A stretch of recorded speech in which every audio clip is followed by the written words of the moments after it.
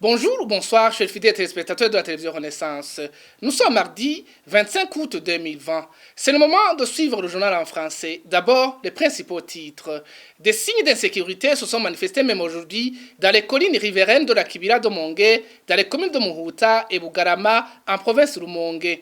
La population des environs est dans une situation de peur panique. Olicom apprécie la décision du chef de l'État burundais qui ordonne au cadre de l'État de déclarer leurs avoirs en il y a 2 semaines. Vous allez le suivre dans ce journal. Et le mini-magazine au cœur de la société aujourd'hui évoque la place que les différentes institutions burundaises réservent aux femmes. Le développement de ces titres dans quelques poussières de secondes.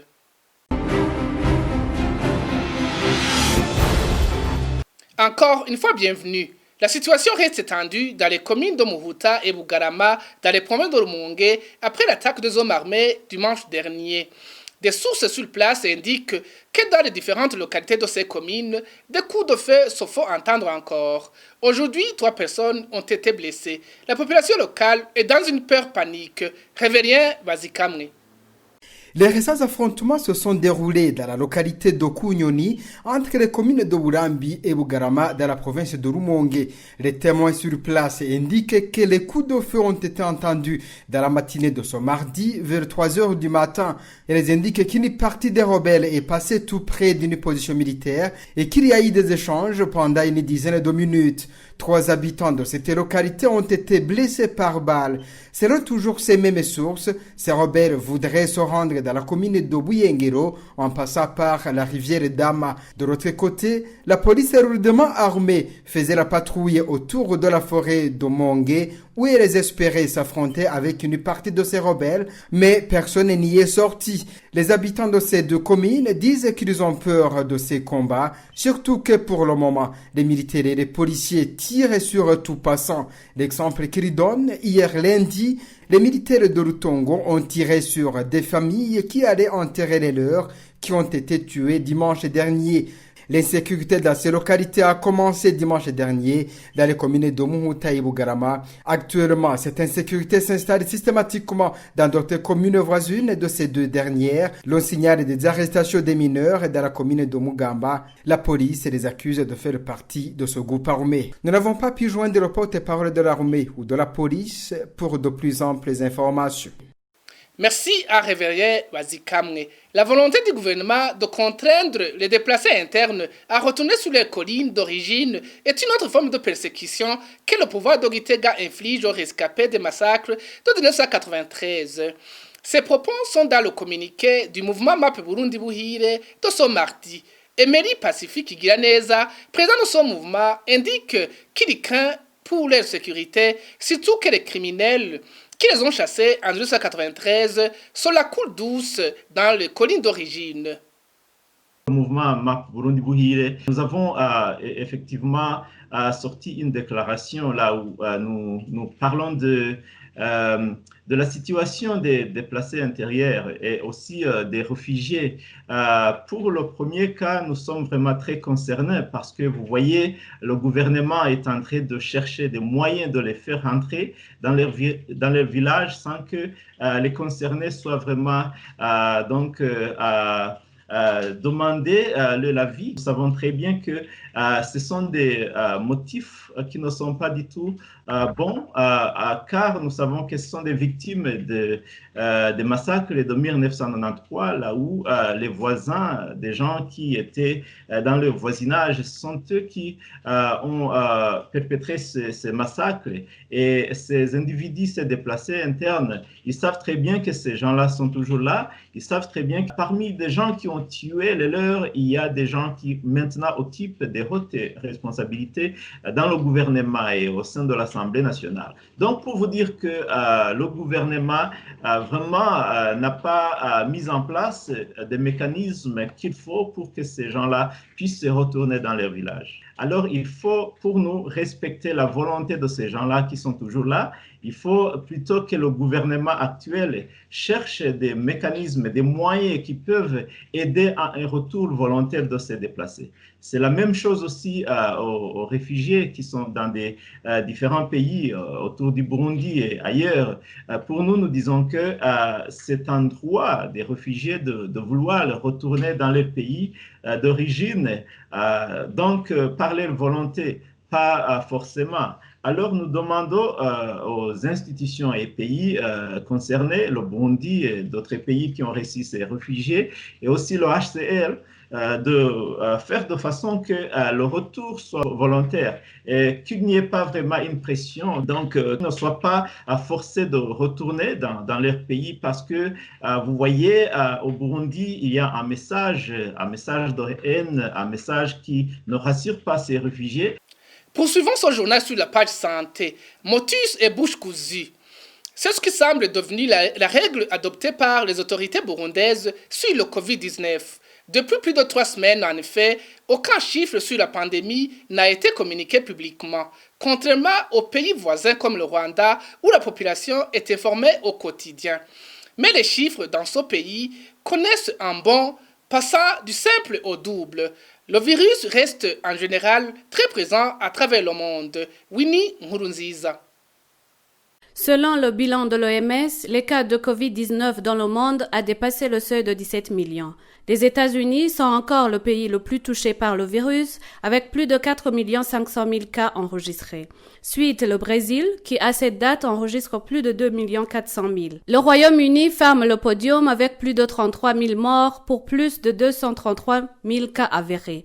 La Chine, où l'épidémie a débuté fin décembre dernier, a officiellement dénombré un total de plus de 82 000 cas, dont plus de 4 000 décès. Sur le continent, l'Afrique du Sud est le pays le plus touché par le virus, avec plus de 553 000 cas de Covid, dont plus de 10 000 décès, devenant ainsi le 5e pays le plus touché au monde. Et l'Afrique de l'Est, le pays le plus touché est le Kenya, avec plus de 32 000 cas positifs et plus de 500 000 cas de décès. Au Rwanda, les chiffres atteignent des pics jamais connus. Ce lundi, le ministère de la Santé a rapporté 217 cas positifs. Le pays a connu une semaine de hausse sans précédent avec une moyenne d'une centaine de cas par jour. Une particularité qui a poussé le gouvernement jusqu'à fermer les 2 principaux marchés de la capitale. Tandis que la rentrée scolaire annoncée pour le mois de septembre est de moins en moins probable. Au Burundi, le discours de déni reprend ses droits. Le président général Evariste Ndayishimiye a dit récemment que le pays est protégé de la pandémie parce qu'il n'y a pas d'homosexualité. Une déclaration qui contredit ses propres propos de 3 semaines auparavant, où il avait indiqué que le coronavirus était l'ennemi numéro 1 du pays. Et depuis près de 3 semaines, le ministère de la Santé ne publie plus les chiffres relatifs au virus. Merci aussi à Winnie Nkurunziza. L'Observatoire de lutte contre la corruption et les malversations économiques salue l'initiative du président de la République Evariste Ndayishimiye qui oblige tous les cadres du pays à déclarer leurs biens devant les juridictions compétentes. Gabriel Rufyiri, président de l'ORICOM, propose qu'une telle mesure devrait être suivie par une promulgation d'une loi qui donne le pouvoir à la Haute Cour de justice de poursuivre les autorités corrompues. Suivez. La loi anticorruption détaille les dirigeants, les serviteurs qui doivent déclarer leurs biens, à commencer par le président de la République, le premier vice-président, et le premier ministre. En plus de ces serviteurs, il y a aussi les membres du gouvernement et d'autres serviteurs qui ont un rang de ministre. Pour nous, toutes ces autorités que je viens de citer déclarent leurs biens au niveau de la Cour suprême. Mais il y a d'autres serviteurs comme les directeurs généraux, les directeurs et d'autres serviteurs qui sont cités par cette loi que je viens d'évoquer, qui doivent déclarer leurs biens, certains au niveau de la cour d'appel, mais d'autres au niveau du tribunal de grande instance. Aujourd'hui, au niveau de ces deux instances, il n'y a pas une série qui est chargée de recevoir ces déclarations. Nous pensons que dans les plus brefs délais, le gouvernement va mettre en place des textes qui vont appliquer cela dans le plus bref délai. Mais aussi, il y a la vérification des déclarations. Il faut qu'il y ait des déclarations qui sont vérifiées pour voir s'il n'y a pas eu l'enrichissement illicite, mais aussi le branchement d'argent. Comme ça, s'il n'y en a pas, tant mieux. Mais s'il y en a, la loi doit faire ce qu'elle doit faire, c'est-à-dire la poursuite des personnes, des personnalités qui n'ont pas pu expliquer l'origine illicite de leurs biens. Mais en plus de cela, il y a la mise en place de la haute cour de justice. Aujourd'hui, il n'y a pas la haute cour de justice qui sanctionne le président de la République, le vice-président, le premier ministre, mais aussi le président de l'Assemblée et le président du Sénat. Page de justice de ce journal. Les 4 journalistes du groupe de presse Iwachu totalisent aujourd'hui 309 jours d'incarcération. La cour d'appel de Nahangwa a décidé de les maintenir en prison vendredi 5 juin 2020. Ils ont été condamnés le 30 janvier à 2 ans et demi de prison et à une amende d'un million chacun par le tribunal de grande instance de Bubanza. Christine Kamikazi, Agnès Ndirubusa, Terence Mozenzi et Egide Harerimana ont été arrêtés à Musigati en date du 22 octobre 2019 et sont accusés de tentative d'atteinte à la sécurité intérieure de l'État. Et avant de clore ce journal, dans le mini-magazine Au cœur de la société, nous vous parlons de la représentativité de la femme dans les organes de prise de décision au Burundi. Émile Nibasumba. Elles n'atteignent pas 20% dans les organes de prise de décision au Burundi. Les femmes burundaises soulignent que les coutumes et les mœurs les écartent, mais certains politiques les accusent de s'écarter elles-mêmes alors qu'elles sont plus nombreuses que les hommes.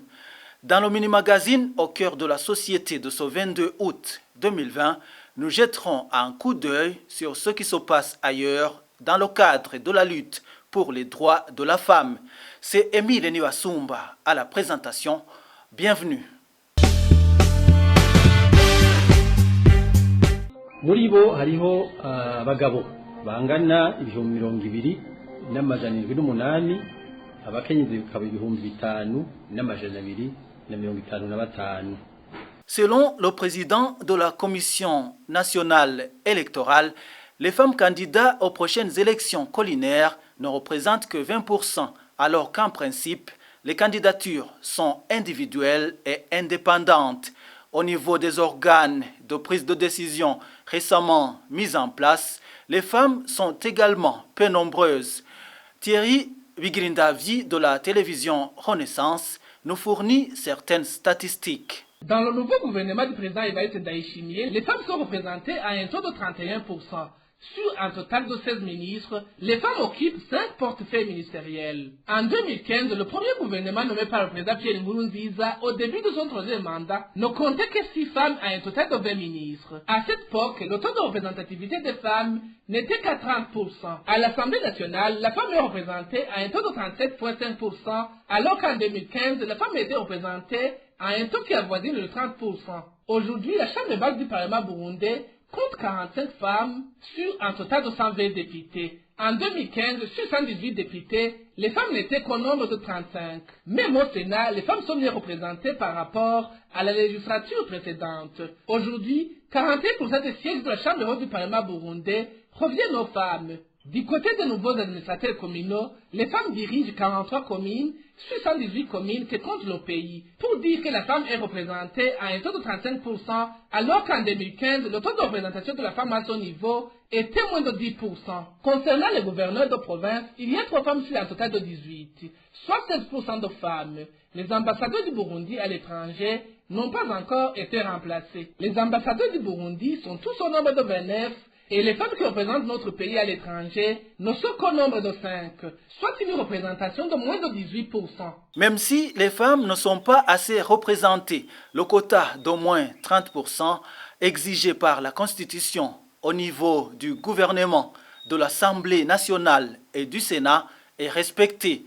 Le minimum de 30% de femmes est exigé également dans le recrutement et la nomination au niveau du pouvoir judiciaire.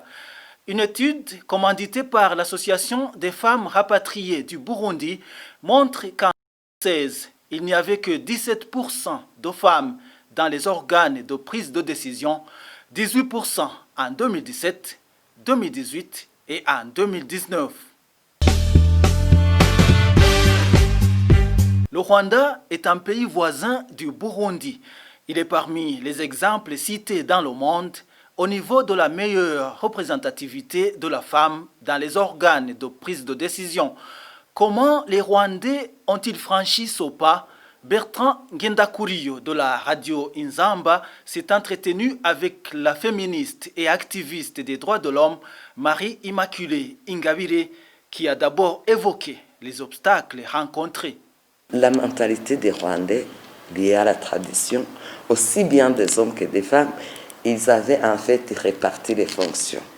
Il y avait ce qui était prévu pour les hommes et ce qui était prévu pour les femmes. Ça n'a pas été facile de faire comprendre à ces deux groupes en fait, qu'ils se trompaient, si je peux le dire ainsi. Donc, il y avait cette résistance. Et puis, juste après le génocide commis contre les Tutsis, c'est les postes politiques ou même dans l'administration. On s'était dans les accords de paix d'Arusha, ils s'étaient convenus qu'ils allaient partager ces postes entre les partis politiques. Et il y avait très peu de femmes dans ces partis politiques. Mis à part le FPR, il n'y avait que le FPR qui avait vraiment les femmes. Sinon, pour les autres, il n'y avait pas. Même certaines femmes qui étaient dans les partis politiques, elles n'étaient pas dans les bureaux exécutifs. Donc, c'était en anglais, on dit des followers. Et puis aussi, il y avait un autre problème. On n'avait pas assez de femmes intellectuelles à l'époque. On ne pouvait pas compter 200 femmes licenciées au Rwanda à cette époque-là. Alors, c'est-à-dire qu'il fallait trouver aussi des femmes qui ont étudié, qui sont capables d'assumer certaines fonctions. Il n'y en avait pas beaucoup. Même si la représentativité de la femme dans les organes de prise de décision est très appréciée au Rwanda, il y en a qui estiment que cela n'apporte aucun avantage à la femme en général dans le pays. Marie-Immaculée réagit en évoquant la représentativité de la femme au niveau du Parlement. Moi, je prends l'exemple, par exemple, du Parlement. Parce que les décisions du Parlement, c'est toujours par vote. Plus on a beaucoup de femmes, plus on a beaucoup de chances d'avoir des lois qui sont genre sensibles. Nous avons la loi sur les régimes matrimoniaux, les libertés, les successions, nous avons la loi foncière, nous avons la loi qui lutte contre toute forme de violence faite aux femmes, nous avons la loi qui régit la famille, la loi qui régit les droits des enfants, la loi qui régit l'état civil. Tout ça, c'est vraiment... Non, ce sont des lois exhaustives que je trouve très formidables. Avant, la fille était vraiment discriminée, tout comme la femme. C'est-à-dire que lors de l'héritage, une fille n'avait rien demandé à ses parents. C'était uniquement aux garçons. Alors aujourd'hui, ils partagent 50%, 50%. Donc tous vos enfants ont les mêmes droits sur votre patrimoine. Donc, sans discrimination aucune. Et mariage maintenant. Quand vous vous mariez, vous choisissez le régime matrimonial qui va vous régir. Le fait d'ailleurs de dire que le mariage est libre et volontaire. Ça aussi, c'est très important pour les filles, parce qu'avant, les filles ne prenaient pas vraiment des décisions, on leur imposait. Donc, là, les filles ont vraiment gagné. Le fait de dire que la majorité civile, c'est à 21 ans. Vous ne pouvez pas vous marier avant 21 ans. À partir de 21 ans, les jeunes filles sont quand même matures. Elles peuvent analyser tout ça et décider en conséquence. Elles prennent maintenant des décisions réfléchies. Parce que vraiment, à 17, 18 ans, 19 ans, on peut dire que les enfants sont encore inconscients d'une certaine manière. Ce n'est pas le cas à 21 ans. Et c'est sur ce mini-magazine au cœur de la société, de la synergie de médias RPA, la radio Inzamba et la télévision Renaissance que nous mettons fin à cette édition. Merci à toute l'équipe de production. Merci aussi à vous qui l'avez suivi. Au revoir.